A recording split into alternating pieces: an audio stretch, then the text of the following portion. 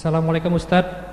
Mohon nasihat Ustadz. Saat ini Ana bekerja di perusahaan ribawi. Alhamdulillah semenjak belajar agama, saya jadi tahu apa itu hukum riba dan serta dosanya.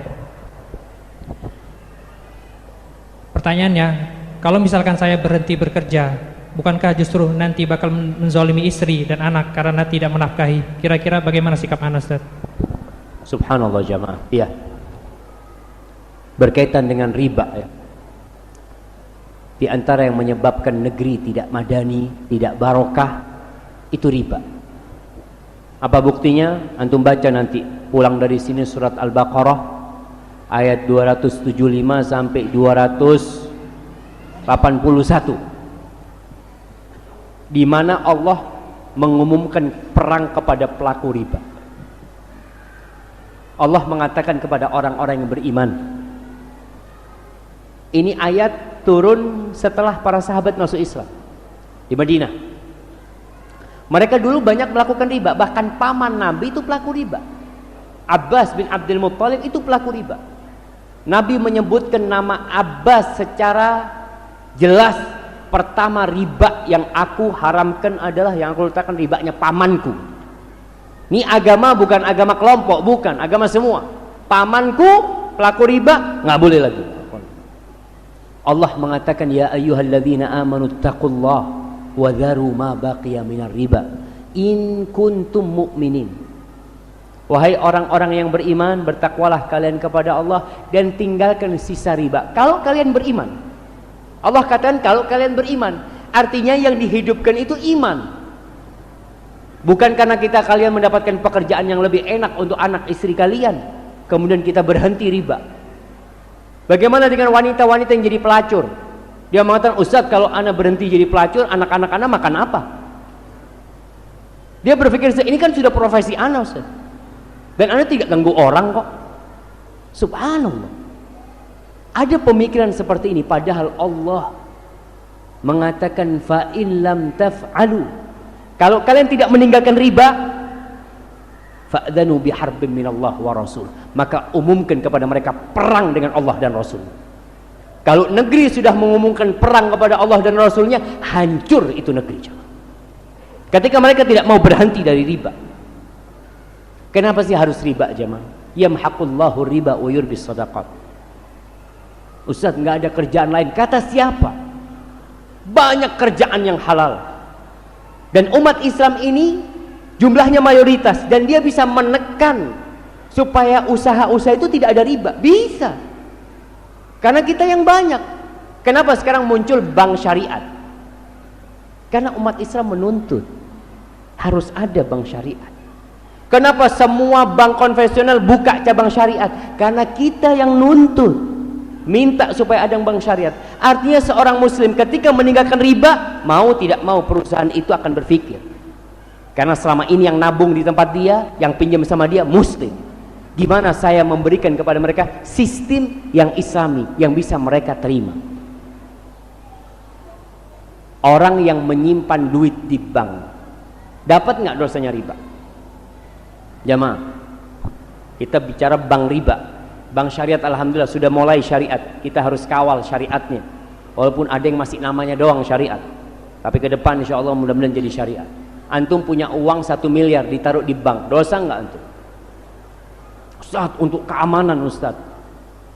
Ya, kalau untuk keamanan, ya antum ambil safety box, antum ambil duit itu belikan tanah, aman insya Allah. Tapi kalau antum letakkan di bank, mau tidak mau antum itu mendukung bank, antum kasih modal sama bank. Bang, nih aku kasih 1 miliar. Kenapa orang kalau ngasih 1 miliar sama bank dapat kartu khusus, dapat hadiah? Kenapa? Karena kau kasih untung sama kita, makanya kita kasih hadiah. Maka usahakanlah kalau kita punya uang lebih, belikan tanah. Kalau takut di rumah tidak aman karena banyak perampok atau macam-macam. Tapi kalau memang darurat Ustadz, ya sudah. Kalau memang itu untuk bisnis dalam artian Ustadz, kita ini uang ini muter, nggak pernah dipakai sama bank, insya Allah nggak ada masalah. Artinya bank tidak pernah menggunakan kita untuk dipinjamkan ke orang duit kita. Kalau antum bekerja di perusahaan riba, antum mengatakan bagaimana dengan anak dan istri anak? Subhanallah. Rizki itu sudah ditentukan sebelum kau keluar dari perut ibu. Tinggal kau cari yang halal. Ada yang halal, ada yang haram. Ustadz, kata sebagian ustadz nggak apa-apa. Ya kalau antum mau kata sebagian ustadz, fadhol. Yang jelas Allah mengumumkan perang dan terbukti orang-orang yang melakukan riba nggak barokah hidup. Ada seorang general manajernya Hilton Mekah, namanya Ibrahim Al-Fatih. Anak ingat, anak ngobrol sama dia langsung, dia cerita, anak dulu kuliah di Amerika, tapi alhamdulillah Allah jaga anak ketika itu karena kita punya komunitas muslim yang kuat sehingga kita tidak macam-macam. Pulang dari Amerika, dia kerja di bank konvensional. Di Saudi ada bank konvensional, dia kerja di bank, gajinya 11.000 real. 11.000 real itu gajinya jamaah kira-kira 40 jutaan sekarang. 40 juta gaji sebulan dia. Suatu hari pamannya datang, adik ibunya datang lagi mau makan di tempat dia, cerita macam-macam tentang kesuksesan dia, duitnya banyak. Ditanya sama pamannya, kau kerja di mana? Oh, alhamdulillah paman, aku kerja di bank, kata dia. Bersyukur dia karena gajinya banyak. Pas waktu makan malam, pamannya nggak mau makan. Aduh, aku udah kenyang, kata dia. Paman, kenapa kau nggak mau makan? Aku panggilkan ibu, panggil ibunya. Bu, ini paman nggak mau makan. Kau kenapa nggak mau makan? Kata dia. Aku udah kenyang. Enggak, kau bohong. Kenapa kau nggak makan? Iya, anakmu dapat gaji dari riba. Aku takut mau makan. Apa kata ibunya? Nak, besok kau resign. Ibunya, nak, kau besok resign. Kata si anak sebenarnya, aduh, nggak kepingin resign, fulusnya banyak ini. Akhirnya dia resign karena taat kepada ibunya. Daftar dia ke Hotel Hilton, jadi resepsionis. Dari jabatan atas jadi resepsionis, gajinya 4.000 real karena orang Arab gajinya tinggi, 4.000 real.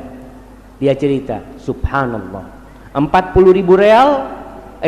real ana bisa nabung, 11.000 real habis. Kenapa? Enggak barokah. Ini akhirnya ibadah juga nggak bisa khusyuk, macam-macam jamaah. Ada orang-orang yang kerjanya hanya menjadi kulinya bank.